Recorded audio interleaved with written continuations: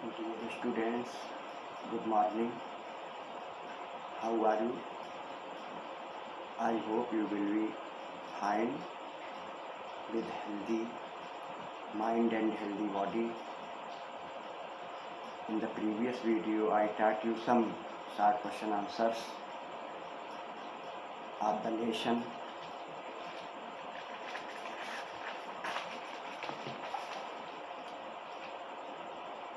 Actively beautiful mind of Beehive. Today I am going to tell you some other important questions. Listen. What did Einstein find in Mileva at Italy? Italy में जब पढ़ाई कर रहे थे Einstein, तो Mileva में उन्होंने क्या चीज़ें, कौन सी बातें पाई? मिलेवा एक सुंदर सी लड़की है जो इटली में पढ़ने के लिए आई थी, तो उससे ये उसके कुछ विचारों से और गुणों से प्रभावित हुए। तो आंसर इसका है Einstein found in Mileva at Italy. Einstein ने मिलेवा में इटली में ये देखा द सेम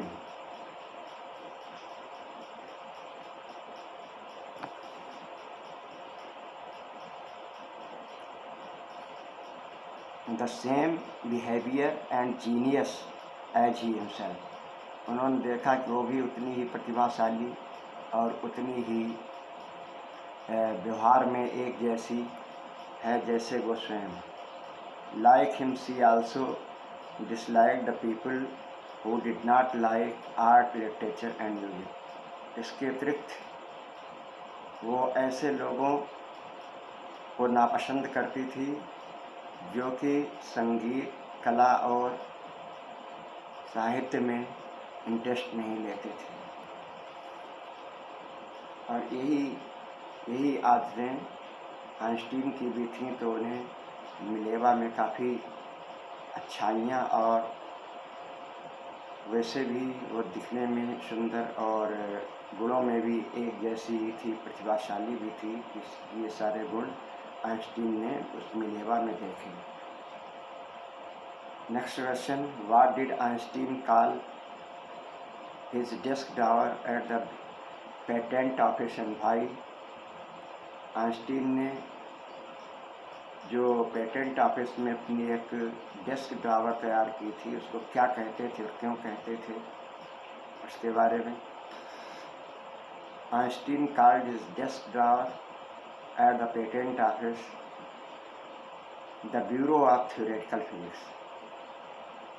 जो पेटेंट ऑफिस में उन्होंने टेबल लगा रखी थी, उस टेबल को वो कहते थे कि ये टेबल जो है ये सैद्धांतिक भौतिक विज्ञान के एक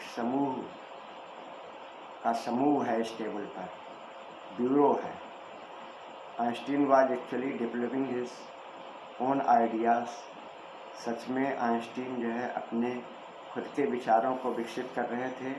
and kept them secret with all the evidence, और उनको उन समस्त साक्ष्यों के साथ में गोपनीय रखना चाहते थे। Which would reveal the secret, जो उस रहस्य को, जो साक्ष्य उद्घाटित करें, तो उन साक्ष्यों को भी और उन रहस्यों को जिनसे वो बहुत बड़ी उपलब्धि और बहुत बड़ा डिस्कवरी करना चाहते थे, उनको विकसित करना चाहते थे और गोपनीय रखना चाहते थे। Next question, why did Einstein write a letter to Franklin Roosevelt?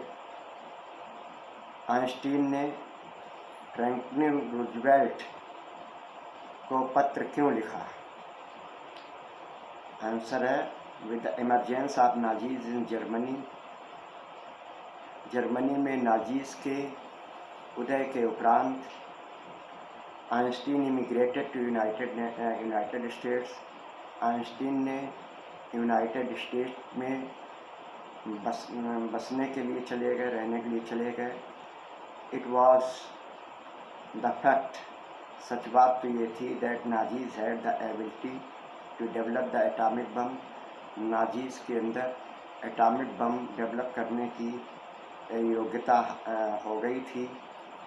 And which could destroy the whole world, और उनके द्वारा इन्वेंट किया गया जो एटम बम है वो पूरे संसार को नष्ट नाबूद कर सकता है।